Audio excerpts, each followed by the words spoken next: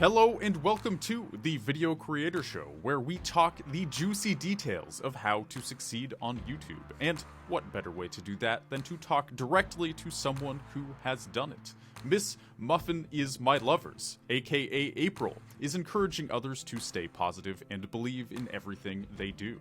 Her YouTube channel currently sits at over 200,000 subscribers and over 26 million total channel views. She is an expert on wigs and personal aesthetics and much more, and she certainly has a personality to boot. She sells beautiful wigs and eyelashes on her website, gonewiththewindwigs.weebly.com. Today, I'll be speaking with her about how she built her online presence and so much more. But first, the Video Creator Show is brought to you by VidChops.com, an editing service that helps take the burden of editing off your back. Check out VidChops.com to see how you can save yourself tons of time and energy while taking your YouTube channel to the next level.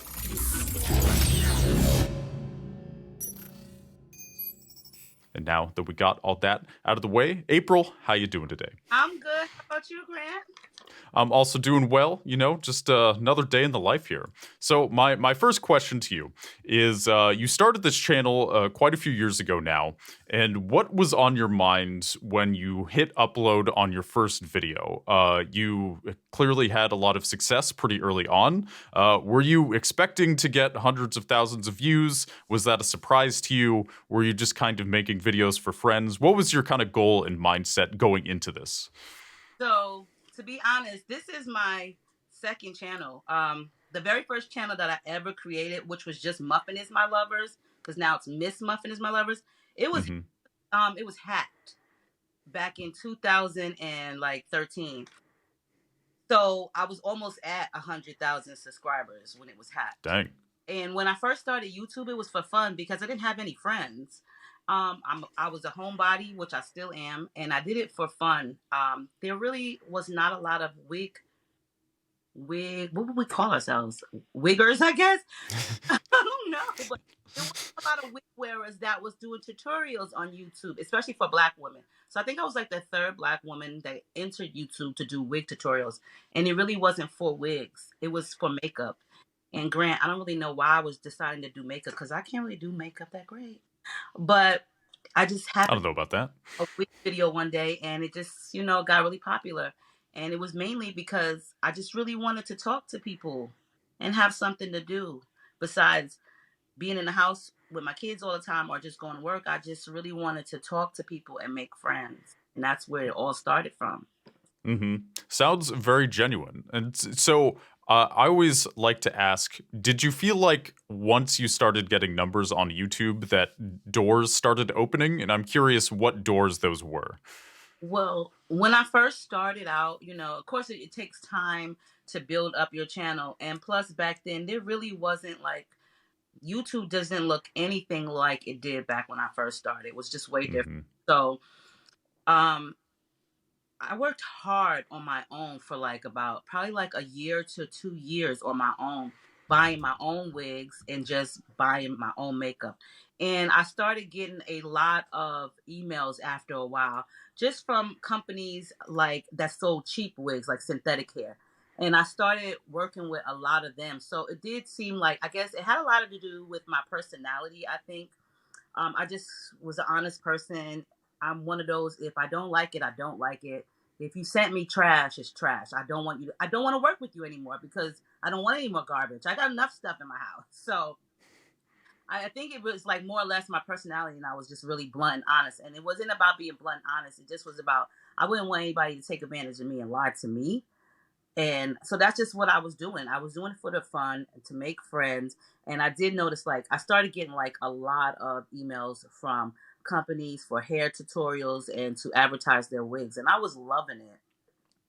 And I started becoming affiliated with a lot of companies. Mm-hmm.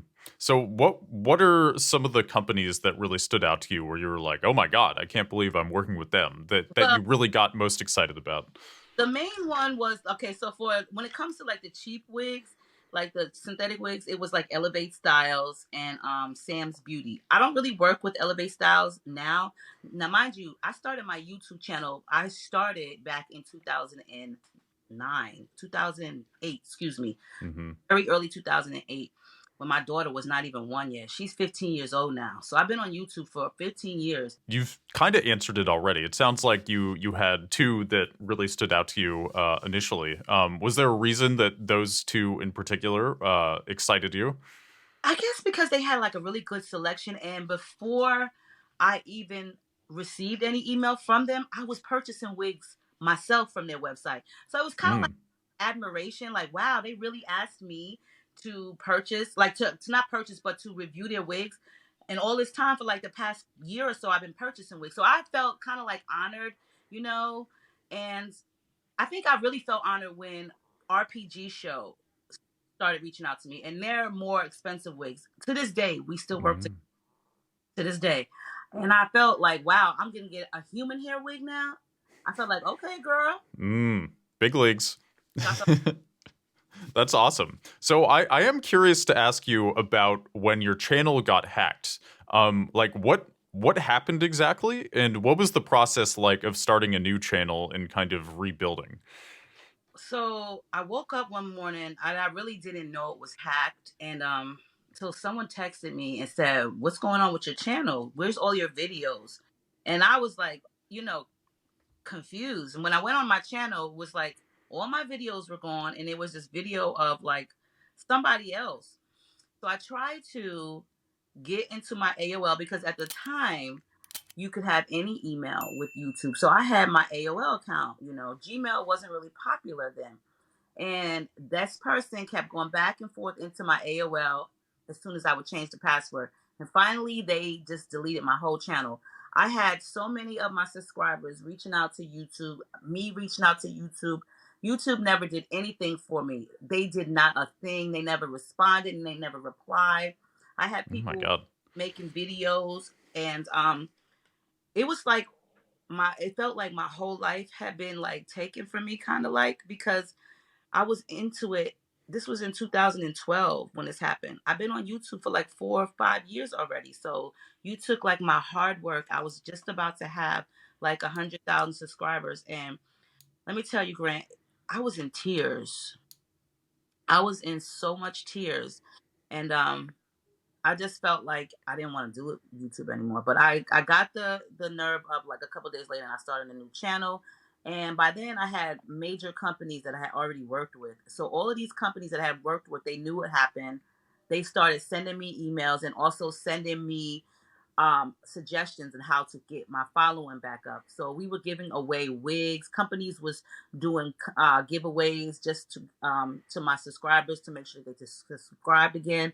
So it was depressing, but I was really like happy to see that other people were helping me, and I was like, wow, okay, I appreciated it a lot that I got so much like feedback for the help. But it was really hard to get things back and going again. Yeah, that sucks. Yeah. I'm sorry that happened to you, but I'm also glad you were able to start a new channel and that so Yeah. much help came from so many different places. Yeah. You mentioned that some of your sponsors actually helped you out and were giving Mhm. you advice. Can you, I guess, like for one thing, like what advice exactly did they give you for building your channel? And the second part of my question is like, do you have any advice for working with sponsors for people and how to kind of have a genuine relationship like that? Because I think usually when people have sponsorships, it's kind of just a transactional thing. Whereas it seems like with you, your relationship with your sponsors, like they actually, they were empathetic with you and helpful for you when you needed a lot of help. So yeah, what advice do you have for, I guess, building a relationship like that with your sponsors? Well, for one, when I first started receiving sponsors, I never reached out to any brands or companies. I just never did that. That wasn't my thing. They mainly came to me. I always have like a letter written up already. So I have my own rules and my own policy. So when I do receive emails from sponsors for hair and wigs, I already have like my policy and terms written up. And all I do is just attach it and send it to every last one. It's all the same thing because it's just a copy. And normally what I do is I do greet them in a, you know, a pleasant manner, because even though this is business, I would never want to work with someone who's ignorant or just rude. So I'm always nice to whoever I'm working with, It doesn't matter the country or what have you. I just address people the same way that I would want to be addressed. And that's like a major importance to me, is when you are working with someone, you need to be honest, and you also need to be professional, even though you might not feel like this is a professional thing because you're doing a hair tutorial or makeup tutorial. You still need to be professional because this is a business, but also try to be yourself and friendly, because people do take into consideration your mannerism. I've had a lot of my sponsors and business relations are mainly with like China, and there is a language barrier. So a lot of times you can read an email and you might feel like offended, but it's just a language barrier. And a lot of times when I speak with them, I kind of leave it not so lengthy because it's a language barrier, but I also try to be short and also pleasant. And this builds my relationship a lot with them. I have many sponsors who I've worked with 20 to 30 times with many Mhm. different brands because they always say to me, "You're so nice, my dear. You treat us so good." And that's just what I do. A lot of times I do hear from brands and companies that they like the way that you know, I speak with them because they receive other emails and just communication with other YouTubers where they're cocky or they're nasty with, you know, or they're just really, really just like unfiltered. So it's really important to have like a good relationship. Even though it's business, you still got to throw in a little friendship, friendliness in there too. That's just me. You know what I'm saying? Mhm. That's how I. Right. Sure. And so, what is it like mixing friendliness with business for you? Like, so in my experience, kind of negotiating with sponsors, Mm, at least for me, talking about money is always, it can be strange. It's like you want to have a good relationship with this person, but also you want to get paid what you're worth. So, like, how do you kind of bridge money and relationship in a way where you still feel like you're getting what you deserve, but it's still authentic. well, it's already written in my policy how much I'm charging you to do this video, and that's what it is.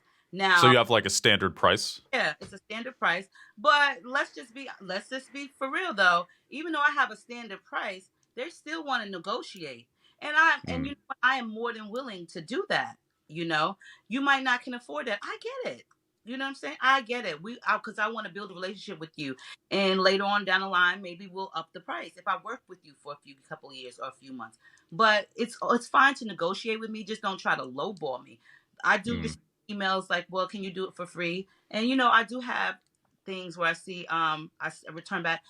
I I'm always open to helping and even negotiating the price, but free is not what I can do because I feel like my time and my editing skills are worthy.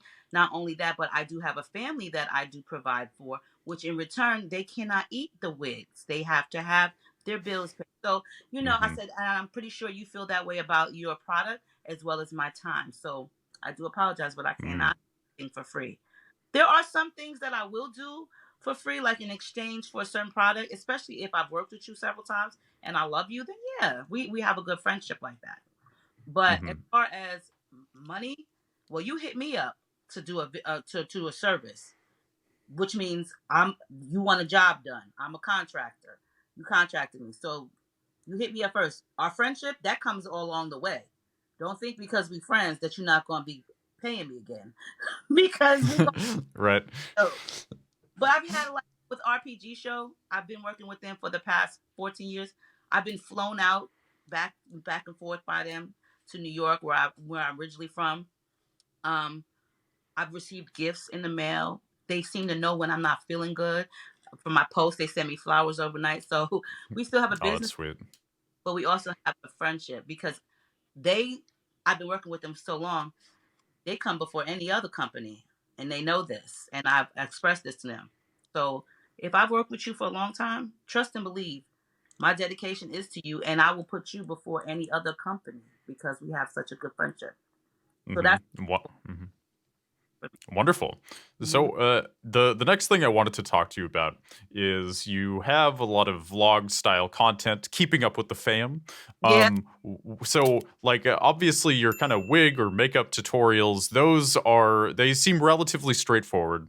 But I always find with videos where you're kind of documenting your life and yourself and the people in it, there can be a line between what to film, what not to film.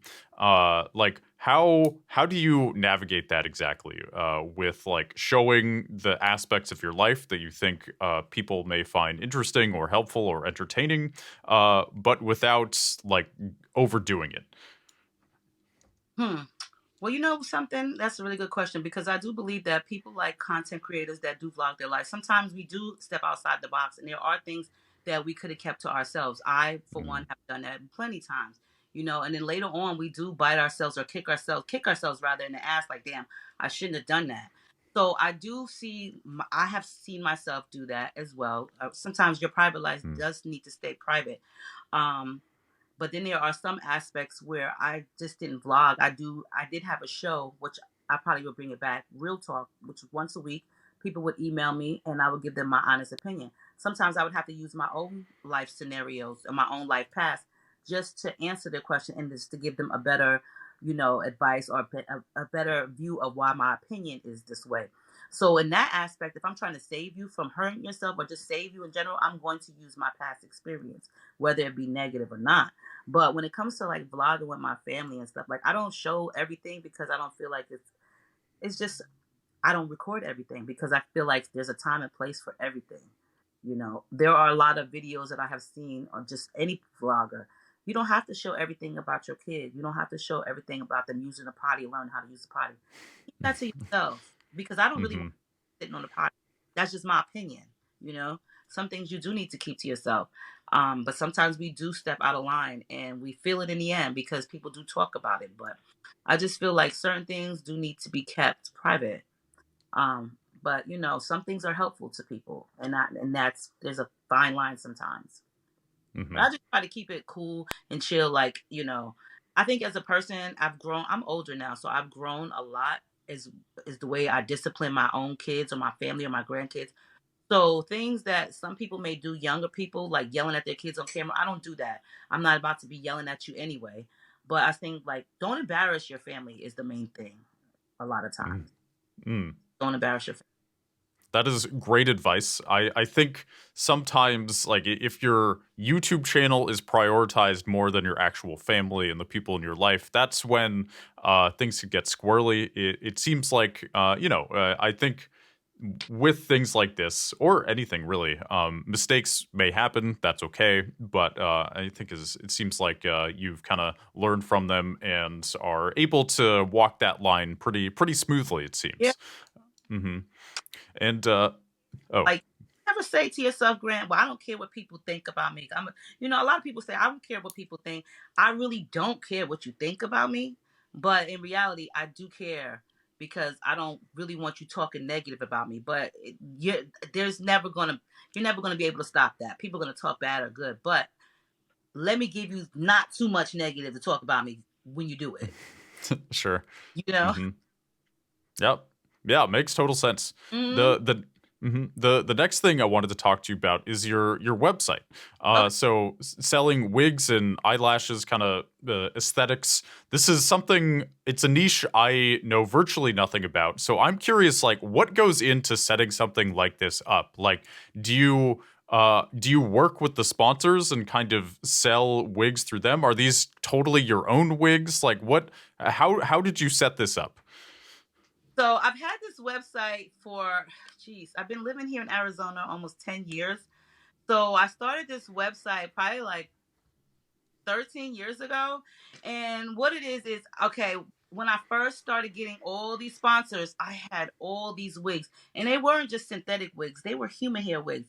Human hair wigs that cost on the website hundreds and hundreds of dollars, and I had bins and bins of them. I only got one head, and I had hundreds of these expensive wigs.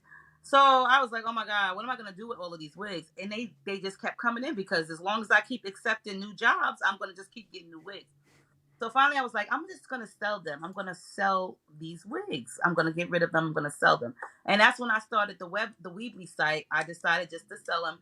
So I do keep my favorites, like from certain companies, but the wigs that are on my website, I call them video units because I've worn them for like 15 minutes doing a tutorial, and then I sell them for less than half the price. So if the website is Mhm. selling the wig for $700, you're gonna get it for like 250 off of my website because I feel like it's used, even though I've only worn it for like 15 minutes. I cut the lace, I put it on, and on top of that, I don't really want to rob you. You know what I mean? I understand women love hair, they love makeup, they love jewelry, they love to be beautiful. And I've already received the wig for free. So why would I try to overcharge you? Regardless of if I charge you $100 for a $700 wig, it's still a 100% profit for me because I got the wig Mhm. free. Plus, you paid me for the video. So I just try not to only help up other people because $700 is a lot for a damn wig, and a lot of those wigs that I receive are in that price range. There's no way that I would ever spend that much money on hair, but some people do, and I don't think that it's right that you spend so much money and then go broke. You know, beauty, yes, women's beauty is we love to be beautiful, and I just try to help out those. Here you go, half off, less than half off, and that's what I do. I only got one head. I don't even wear wigs every day anymore. And I don't need all these wigs in my house. I got enough going on here. That's when I started the website. It's just, let me get rid of them and also let me help people get a discount on some good quality hair. And not only do I sell video units like that's worn for 20 minutes, but I also hand make wigs too. So, I have my brand new ones that's by my website and then also my video units. Mhm. Yeah, that's a pretty ingenious move. I haven't really heard of somebody kind of selling products that they got from sponsors, but Oh, it makes total sense. It's like, especially for wigs that are in that price range. yeah. I guess like, so I come from kind of the gaming sphere, Okay. and I think the product is just so different. They're not as expensive or as long lasting. A lot of it's just like digital sometimes, or it's like Dollar Shave Club or something. So it's like you're not going to resell a razor. That'd be very weird. So it makes sense that that works in the kind of sphere that you're in, and that's it. I think it's great too. You're kind of reusing things instead of having like a giant warehouse full of wigs that never get used. Like it Right. seems like a win-win to me. It is a win-win. And you know something? When I post them up every day on my website, but sometimes I have like a huge sale and they're gone just like that. I get emails, text messages. I have customers for like 10 years. When you got this, or are you going to sell that wig or what you got? So, they appreciate and I appreciate them. I definitely appreciate them for sure. Hmm. Awesome. And so you have this store, you have your videos and sponsorships. I'm curious, like what is your main source of revenue with your channel? Like between AdSense, your website, and sponsorships, and anything else I may have missed. Sponsorships. Um, you know, it would be sponsorships and my website. If they're like kind of like even. It would kind of like run out even. It would even itself Hmm. out. For Okay. my my AdSense, not really because I don't get as many views as I used to, and people don't realize that they think it's the algorithm. But if you've been on YouTube for so long, new people come in and push people back. There's like everybody and their grandmother are wanting to do wig videos nowadays. So it's like, okay, I can go see this girl over here and this girl over here. So it's not the same as like it used to be when I Hmm. first back in the like couple few years back. But I would say sponsorship and my website is my main source of income. Hmm. Makes sense. So, I am curious, like your perspective on the changing landscape of YouTube. So, there's new people coming in, new channels. Like, was there anything you did to kind of pivot with that, or did you just kind of keep doing your thing and making videos regardless of what was happening? It was more just what you wanted to do. This is more what I want to do. This is what I started out on YouTube doing, and this is what I'll continue. I mean, when I first started out on YouTube, you didn't see all of these family channels, you didn't see all these prank channels or any of that stuff. And I just, you know what, for me, I just do what makes me feel comfortable. I'll vlog, I'll do my real talk. Sometimes I do makeup, I do different product reviews. but I'm not gonna follow the niche like everybody else is doing because I'm my own person. And I feel like that's the only thing that could keep you successful. You have to just be yourself. Stop trying to follow what everybody else's trend. Even though that might get you more views, I'm not comfortable doing that. So I just be me. And if you like me, you do. If you don't, then you just don't. Mm-hmm. Yep, makes sense to me. Hmm. So I am curious to know about your kind of day to day. Like now that you have this YouTube channel and you've been on YouTube for a long time, like what does an average day look like for you? Like how much time do you spend filming or editing? Do you hire people to help you get these videos out? Do you have a part time or a full time job? Like yeah, just walk us through a day in the life. So for one, I don't have a job outside of my home. This is me every day. Day to day, I get up, I take my kids. Well, my kids, my youngest is 15, so I take her to school. I take my grandkids to school. I might go work out. I might go on a walk with my dog. I normally try to film once a week, and it'll be either on a Friday or a Saturday. Today is going to be both days. I'll record 3 videos today, 3 videos tomorrow. I don't hire anyone to do any of my video editing at all. When I first started out on YouTube, I used Windows and I used a program called Corel, and basically it was trial and error. I learned on my own, and over the past, what is it, like 7 8 years now, 7 years now, I've been on a Mac, and I have Final Cut Pro. So when I first got the Mac, I got one of those big huge books for dummies. I don't know why I never thought about YouTubing it, but I learned on my own with that too. Screw the book. I never could get through the book, but I also watched tutorials, and it was trial and error. And over time, my video editing skills have like evolved, so I do a good job. But you got to think about it. I only do wig and tutorials, so there really much isn't much like razzle dazzle you need. But I do put a little bit of razzle dazzle into my editing and into my props in my video and how I display the wigs on my mannequins and so forth. So I do a lot of I do put a lot of work into what I do.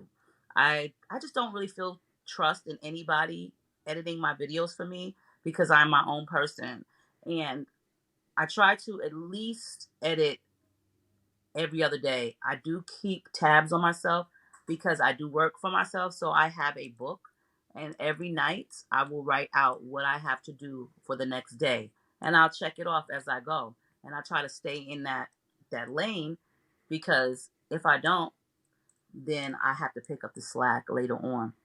So I keep myself on track with my book, my to-do list book every day. And yesterday was just nothing but wigs and video editing. Today it will be doing my makeup, of course, and recording. And that's a day to day for me. I don't have to do this every day, but Mm-hmm. I keep myself busy because I don't want to get backed up with video editing. Mm-hmm. Sure. And what did your life look like before YouTube? Okay, so before YouTube, now mind you, I've been living here in Arizona for almost 10 years. But before YouTube, I was a senior VP for Medicaid and marketing in New York. So I did that for over 12 years. And I was a marketing rep. I was the highest paid marketing rep. I was there for 12 years. Outlasted a lot of people, and I became senior VP, so I was in charge. So I would just drive to people's homes and do their medical insurance for them through my company. And also, I started doing YouTube on the side just for the fun of it. But before that, that was my day to day life. Nobody knew me, and nobody even heard of me back long ago. Wow, that's awesome. So, I mean, you had a lot of success before YouTube, and then did I, you retire and then decide just to focus on your YouTube channel? Were you just like, I'm gonna hit this hard, make it work? Like, what did that transition look like for you? they fired me. Oh, that makes it easy. And you know something, Grant? I was waiting. I was waiting. And I was like, I'm not going to quit because if I quit, I ain't going to get my unemployment. And my unemployment was a really good check. So, no, they fired me because they kept trying to get me to transition into being a supervisor in office. I didn't work in the office. I was on the field, so I didn't have to sit in there with them. and they just kept complaining, you're one of the highest paid reps, you need to be a supervisor. And I didn't want to be a supervisor. I didn't want to work in the office with them. I enjoyed what I did. I enjoyed helping people. I enjoyed helping low income families, okay, because that's where I came from. So I was where I needed to be. This is what I like to do. I didn't want to sit in there with them bougie people. So they started Mm. getting that, and I guess because they came at me in such a nasty tone, I came back at them, and so they fired me on that. And I was happy. I was so happy when I got fired, and I just chilled. I opened up a website for jewelry first, and once I moved here, I just stopped doing the website for my jewelry. But I did YouTube, and I also had a jewelry website. So Man, that's a badass story. Congrats. That's that is I was, seriously one of the best YouTube transitions I've heard. Usually it's like, yeah, I was working as a barista and then I decided this is my opportunity, but you were like, I'm going to do exactly what I want to do and tell them exactly how I feel, and then you got fired, got paid anyway. I mean, I was, I it was time. And I was just waiting, and nobody believed me that I got fired because I was so happy. But I'm like, I just stuck it out because I needed my unemployment check. but but I got Beautiful. Wow. all that 401k and my unemployment checks, and I was out. Right on. So then, as soon as you go, like you're able to go full time YouTube, did you immediately kind of hit the ground running with it? Because your channel, it did exist when you were doing this. You said. Hmm. No, actually, let me tell you, Grant. Um, the whole time I was working, of course, I had to build it up. I was working way before I was doing YouTube. And the last few years of my working there, I started getting really popular on YouTube. So my tax bracket was way different from I made good money at my job. I made 46K a year at my job. But then I also started making that through YouTube from affiliates and sponsorships and getting paid. So I didn't have to go hard. I already was known on YouTube. So it was, I already had my own business too. So my own jewelry, like little accessory website business. So I already had that going for myself. And I also had my job and I also had YouTube. So I did everything. To me, I think I did everything hard. Even though I still was working, I still was going hard on YouTube and recording videos and editing them after work when I came home and still doing my jewelry website. I just stuck my job out because that's a job, because it was a career. At least I thought it was. And I felt like this is what I need. I never really thought about leaning on YouTube for a full-time job because that's not what I was there for. It was just fun for me. It's a hobby. And it still is. It was just my way to communicate with people. And it still is. It's just the fact that I get paid for it now. But when I was working, I never thought about it like that. I was still looking. When I got fired, about 6 months later, I started looking for another job because I really didn't feel like this is gonna, like, I didn't think about YouTube like that. But then it just so happened that this was the best thing for me. So I just stayed. hmm And so, how does your mindset feel now that you like once you were doing this full time? Did you feel different on the inside, or like when you wake up in the morning, versus when you had a more normal job? What do I feel like now? Yeah, like when you wake up in the morning, do you feel like YouTube makes you feel free or stressed out? I mean, it doesn't seem like it, but some people do say that. I don't allow anything like this to stress me out because you have control. You don't have to sit here and record a video every day. You don't have to upload or edit. You don't have to do anything. So why would you allow this to stress you out? I have taken time off. I've taken a month off from YouTube. I've taken off a couple of weeks. For the past few weeks, I only uploaded one video a week because I'm just trying to relax because Mm-hmm. I feel like sometimes I do enough. So when I feel like it's time for me to just chill out, then I do.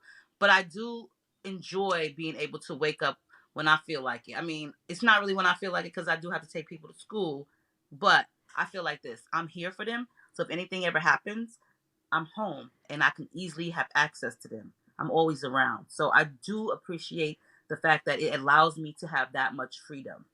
But I would never allow it to stress me out. Never. Mm-hmm.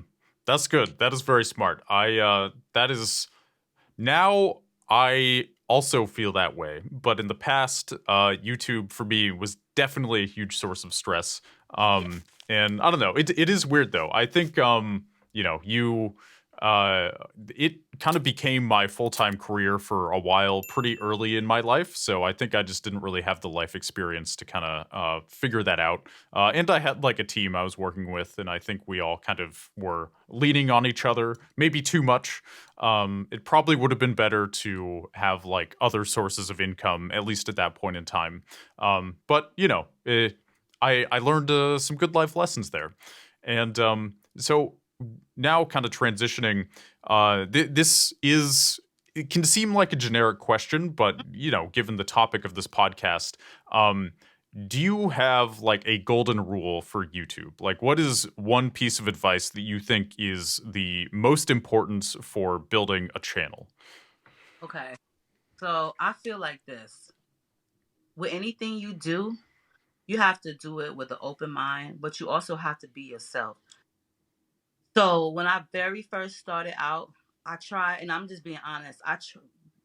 Unfortunately, you can't find the videos anymore because it was hacked. But I tried to be like other people with their personality.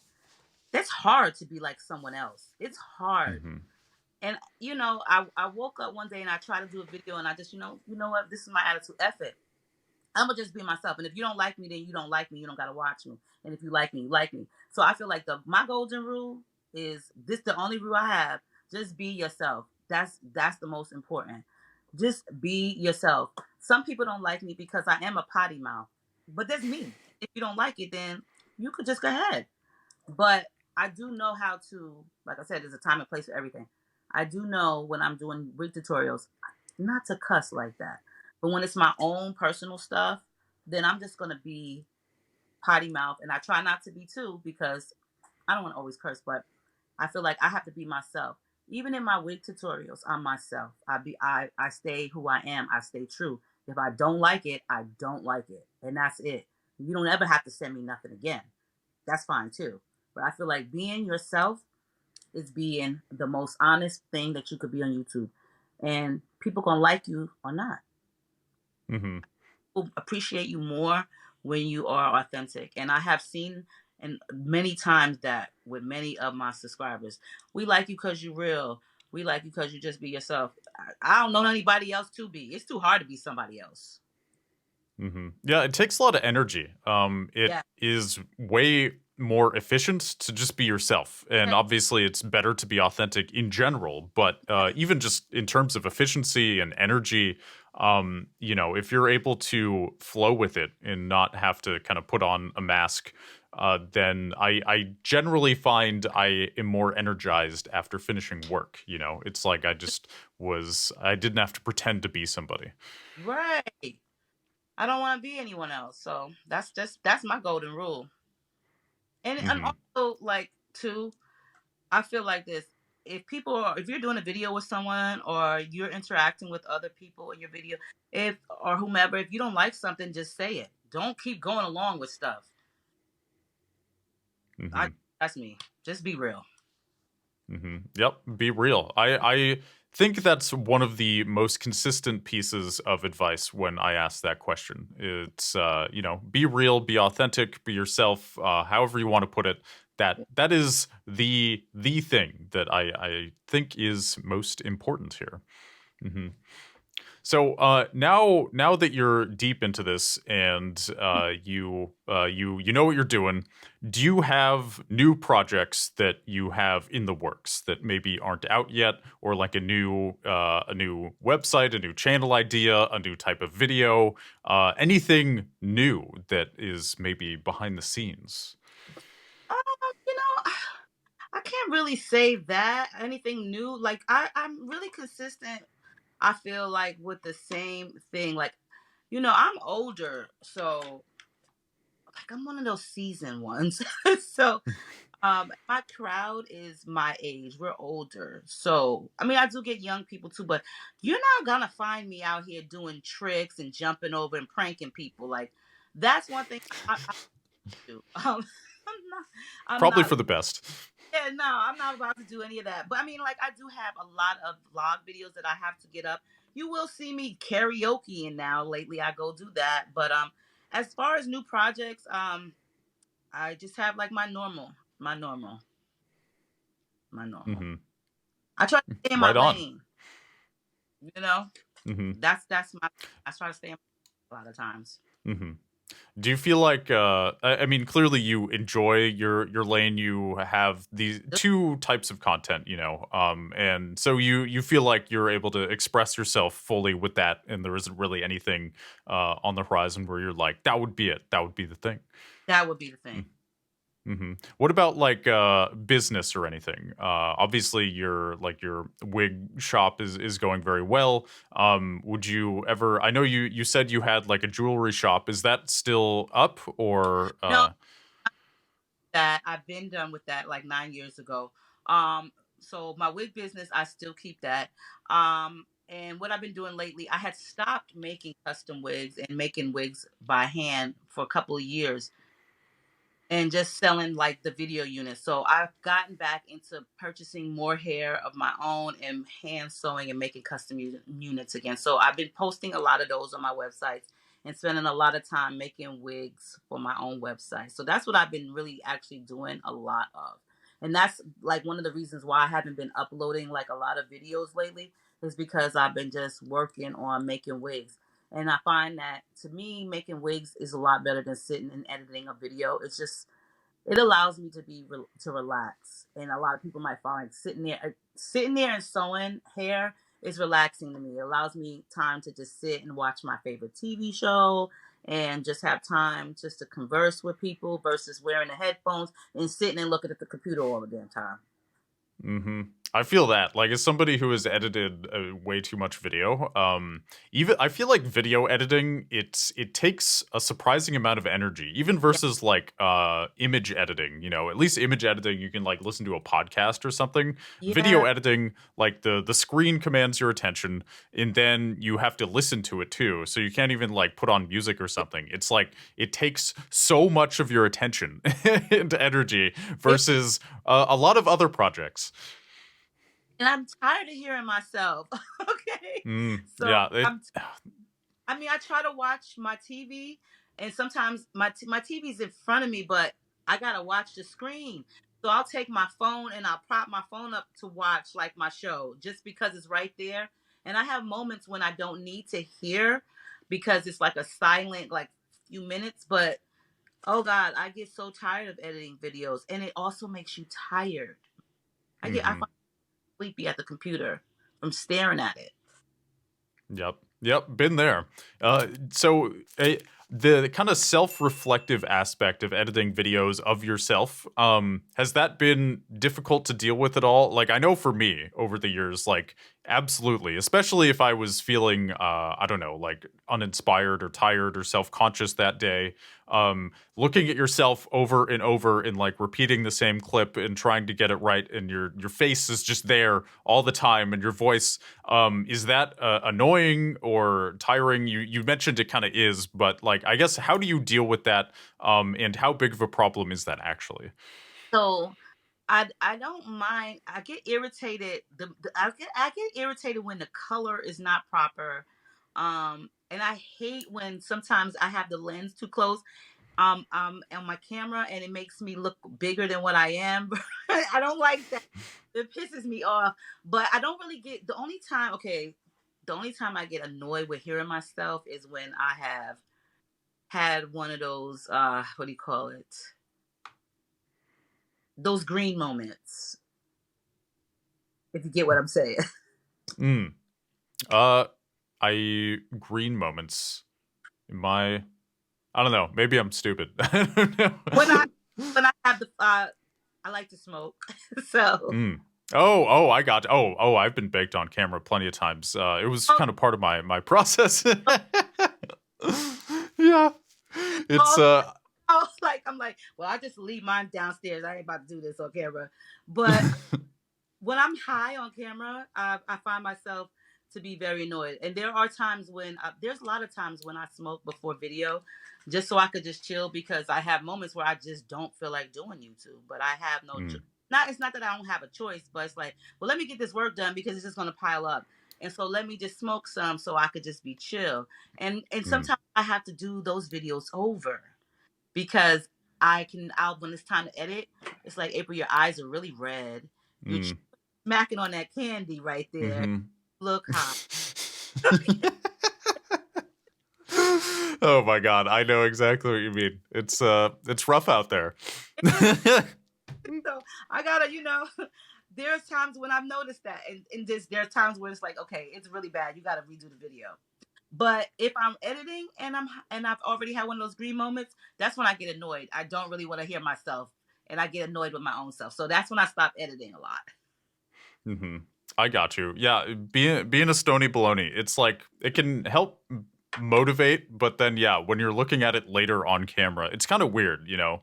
I think anytime, like whether it's weed or alcohol or whatever, when you're kind of in the moment and feeling it, you're like, oh yeah, this is like big, profound. It feels great, and then you like watch the video later, and it can be a bit of a reality check or something. Yeah, it can be brutal.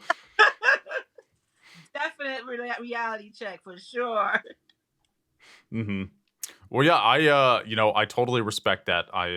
Like I said, been there, done that. I'm sure it's like how often do you think, if you don't mind me asking, do you use weed to kind of get motivated to I do smoke work? every day. Oh, hell yeah. I smoke weed every day. It's my thing. I appreciate it. So I smoke weed every day, a couple times a day. Um, okay. To get me motivated, I always smoke before videos. Lately, for the past couple years, I'll smoke before my videos, just because I just need to be mellowed out and just chill. It just allows me to just be a lot more myself and chill. Mm-hmm. Awesome. I get that. I actually I decided to stop smoking for a few years because it was too much. A couple times a day seems relatively healthy. For me it was definitely more. But I'll be back. I'll be back. Don't you worry. Yeah, it just Look, so you definitely got to come back to it. Your tolerance would be really good then. Oh yeah, yeah, and I feel like at least for me at this point, I just kind of need to figure out my creative process without it, and then I feel like if I reintroduce it, not needing it, then I'll be able to I don't know, it'll just work a little smoother or something, and I won't have to be especially I don't know about you, but I would start at like 10 in the morning, and then by the time like 9 p.m. rolled around, I was like I don't know. It was so hazy. I couldn't do anything. But they're tired, right? Mm-hmm. So That's tired. sometimes. So I try not to be in all day. Maybe in the morning right now, and then probably like around 2 again, and then when it's time to go to bed. Mm-hmm. Yeah, that's healthy. That's healthy. It's a better habit for sure. I Yeah, think also you have like a family and kids, grandkids. I got So stuff. for me, just as a just dude, it was probably easier to go a bit too ham. I feel like we've gotten way off topic, but I don't know. It's been fun. Yeah. So, yeah, I'm stoked. I'm glad that that's part of your process. It's been great getting to know you and hearing your perspective on things. I'm glad things have gone so well. You were able to kind of recover from the bad thing with your first channel. And yeah, it's been great today, April. Thank you. You. Mm-hmm. Yeah, why don't you tell everybody where they can find you, any of your social media handles, just pitch anything and everything. So YouTube gave you these new handles you could use, right? Mm. So instead of you putting in my whole full channel, MsMuffinismyLovers, you could put in at April Leon, which is April Leon at the end, April Leon. Or you can use at Muffins is My Lovers on YouTube. You'll find me, which is also Instagram. I don't really do the TikTok thing, okay, or the Snapchat. So you can find me on those too. Mm-hmm. Right on. Well, there you have it, everybody. April of Miss Muffin is My Lovers, and yeah, check her out. You will not be disappointed. It's great, and check out her website too. You can get some high quality stuff. And with that, thank you so much for listening and for watching. I will see you in the next one.